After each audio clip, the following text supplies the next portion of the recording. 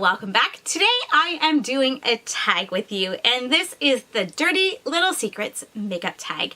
I first saw this tag on Chic Geek's channel. I will leave her video in the description box below, but this tag was actually created by JourneyInBeauty, and I will leave her channel and her link in the description box below as well.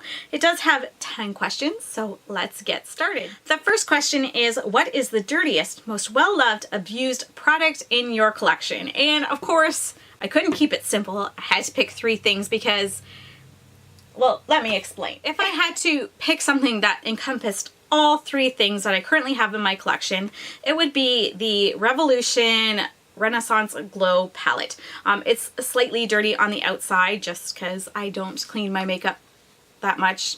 It looks kind of janky in the inside, and it's well loved in the inside. I do love this highlighter. It's just I gravitate towards this bronzer in the winter because it's a really good, or this contour shade because it's a really good shade for me in the winter.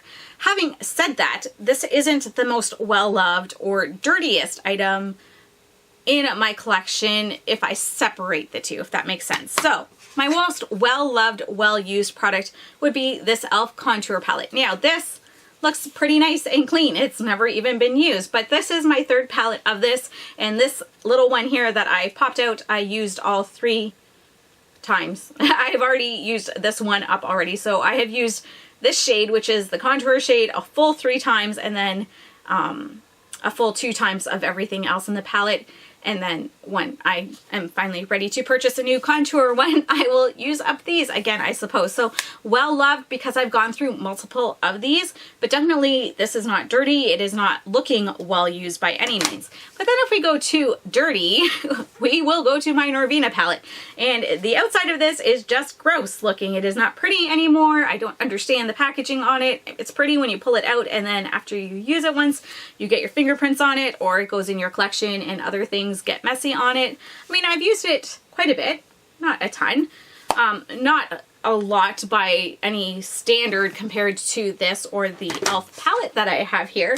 So that is why I have 3 things. If I'm going to encompass everything janky, dirty, well used, well loved, it would be this.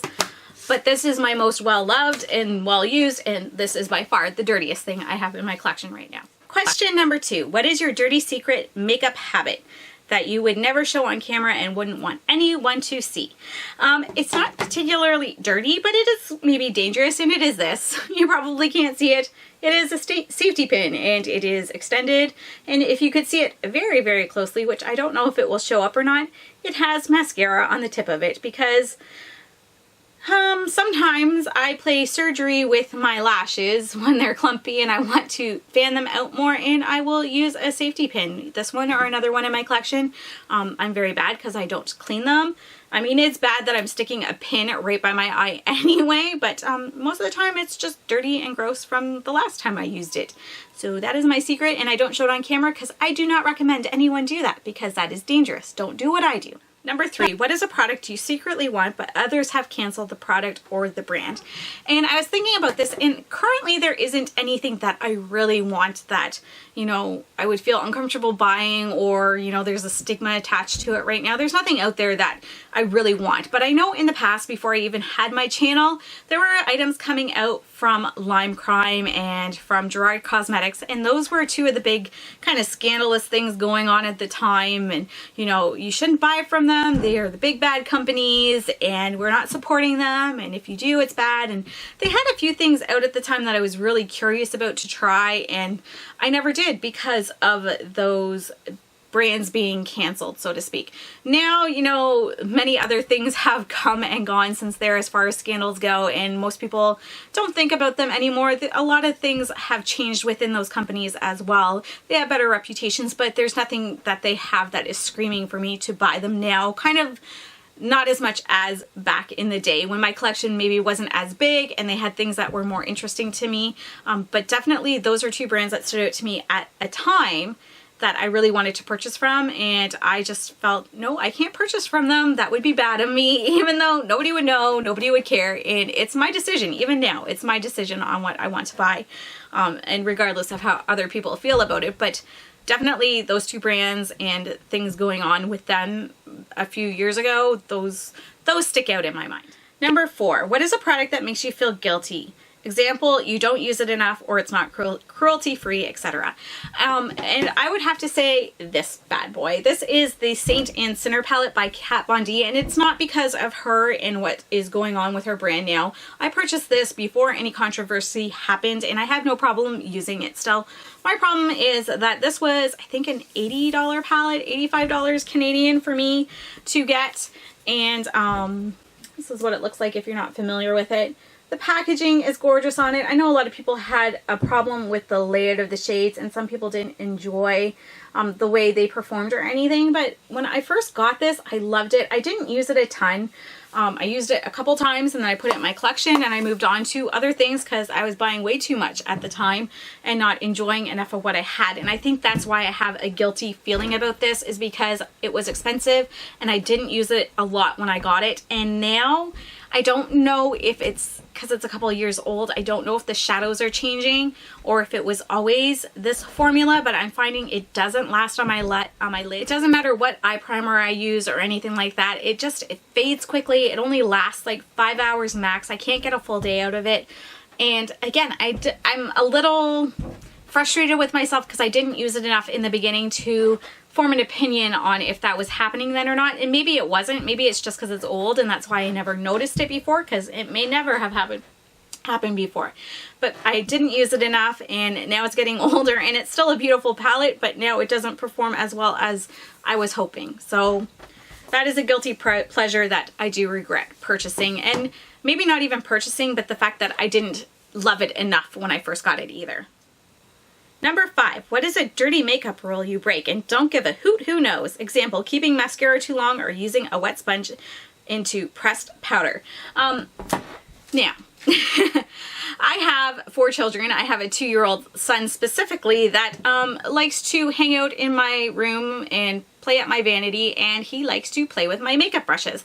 And there have been multiple times where I have seen him putting them in his mouth, and you know, who knows what other manner of gross things he's doing. I mean, as far as bodily things go, it's in his mouth. That's the grossest it goes. I've never seen him stick it up his nose, but I do know he does stick some brushes up his nose, and I just let them dry, and then I'll keep on using them. I will not use them on a client. Let me specify that and be very clear.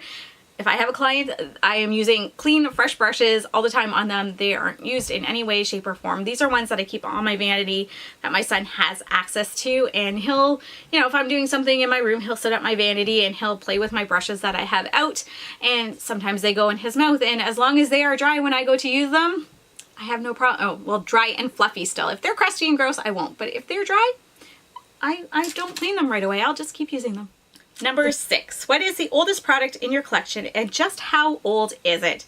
Now I have, I'm not sure, I have kind of a debate, and it is between these 2 products here. I have this trio from Almay Intense Color Powder Shadow Trio for browns. And I mean, it's pretty well used. We got some pan going in there. And then I have this Merle Norman blushing powder in Nutmeg. And I mean, you can't really tell, but I mean, there is a big dip in that whole thing. And I am guessing this is the older one out of the 2. These belong to my mother, and my mother passed away 6 years ago, and I had these before she passed away, like well before she passed away. So, I'm thinking this one is probably close to 20 years old, because I know for a while she was using Mary Kay and not using Merle Norman anymore for her makeup, and most of her makeup. And this wasn't as easily accessible. My aunt was selling Mary Kay for a while, and so she was getting things from her and that sort of thing. So if I had to guess, I would say this is like 15, 20 years old, and this is probably close to, I'm going to say more than 10, because I'm sure I had this before my daughter was born, and she's turning 11 next week. So I'm going to say I've had this for 12, 13 years, and maybe this for 20. But again, I don't know. I don't know. I could be way off in the numbers, but I know I've had these for more than 6 years. I don't use either one of these anymore. They are just in my collection as a reminder, because they bring me pleasant memories and fondness of, you know, my mom, and just using them, you know, in my earlier makeup days. Number 7, what is your guilty pleasure YouTube channel you love to watch? Now, I don't really have a guilty pleasure channel that I love to watch, but, and I don't watch a lot of the big YouTubers, but oh my goodness, if something blows up in the, you know, community or whatnot, you know, Toddy and James Charles, not subscribed to either one of those, but you know, I started hearing everything going on. I'm like, I must watch these videos. So I watched hers and I watched his and I watched hers and I watched his. And then I watched a couple other channels, not drama channels, but other channels like beauty channels that were talking about it and everything. And then this whole thing with Jaclyn Hill, I didn't watch, again, I'm not subscribed to her, and I didn't see her launch video, but I did hear about what was coming out, like heard all the controversy all of a sudden. So I was watching Raw Beauty Christy and a couple other videos, and then I went and watched her Jaclyn Hill's explanation video. So as much as I'm not into drama and these larger channels that I might not be subscribed to, when I hear something like that kind of blowing up, I'm just like, ooh, that sounds juicy, and I'm right there. I'm watching it. No problem. I have no problem watching it. Okay, where are we at? Number 8, what is your worst makeup skill and or worst makeup phase you went through? So my worst skill, I would have to say, is applying liquid lipstick. I have such a hard time with it, and I know liquid lipstick is great for bold colors because it dries down and it doesn't move, and you know, it's safer. You don't get your hair stuck in it and get a streak of red across your cheek and that sort of thing, or bleeding. But I am very bad at getting liquid lipstick on my lips. For whatever reason, I go super slow and my hand starts to shake, and I can put a bullet lipstick on no problem with a dark color, but liquid lipstick, I don't know if it intimidates me or something, and I just have a really hard time getting that stuff on my lips. Number 9, name a product you would share with your bestie, but probably shouldn't, or it might be considered gross. If my bestie wanted to use anything I had, I'd probably say it's okay. Mascara, lipstick, none of that would bother me. I would trust that if they were ill or had an eye infection or something going on, that they would be honest enough with me to not use the things ahead of time, or if something happened afterwards, that they would let me know so I can take care of the problem and get rid of it, or whatever needs to be done. So I have trust in my friends that that would be the case, but a stranger, definitely not. Acquaintance, probably not. But, you know, good friends, for sure. I would let them use whatever. Number 10, do you have a secret weapon when it comes to makeup?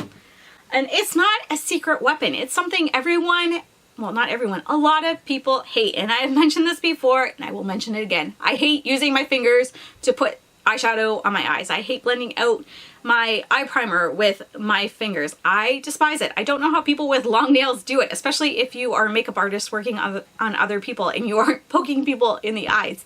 I don't understand, but I don't like using my fingers. So trusty old sponge tip applicators. I have a container here of them.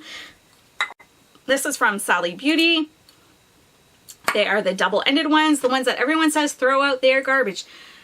They are not garbage. They have their place. I understand doing your whole eye look with a sponge tip applicator probably won't turn out the best, but I find these work just as well, if not better, than my finger in most cases if you're trying to get that look. If you want more pigment, or you're having a problem with it falling out or not applying properly, like your eyeshadows and that sort of thing, and you don't like using your fingers, sponge tip applicators are a fantastic alternative. Again, in some cases, I find they work even better than my fingers would, and I've tested it out in another video. I can't remember what. If I can find it, I will link it in the cards and down below as well. These are my secret weapon. I like them, and I get mad when people say throw them away, because I'm like, no, they have their place. Don't do your whole eye look like with them unless you're just doing a sparkly thing on your lid.